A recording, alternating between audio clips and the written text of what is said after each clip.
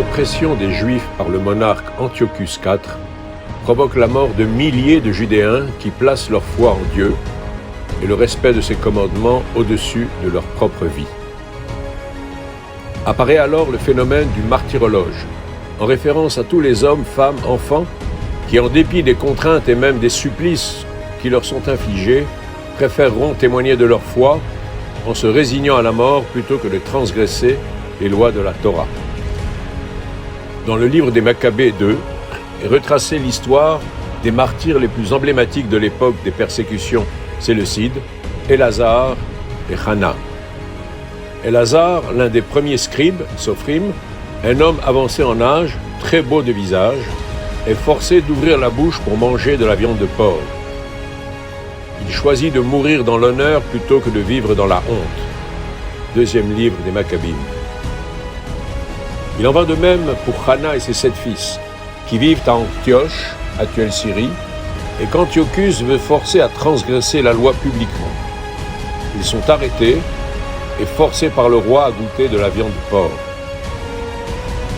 L'un d'eux, se faisant leur porte-parole, dit « Que veux-tu demander et apprendre de nous? Nous sommes prêts à mourir plutôt que de violer la Torah de nos pères. » Livre des Maccabées 7.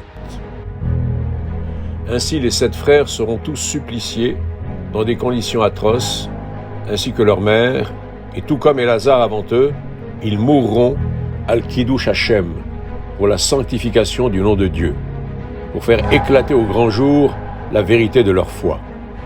Par-dessus tout, est digne d'une mémoire glorieuse la mère qui voit ses 7 fils mis à mort en un seul jour et qui le supporte avec héroïsme en affirmant sa foi en Dieu. Deuxième livre des Maccabées.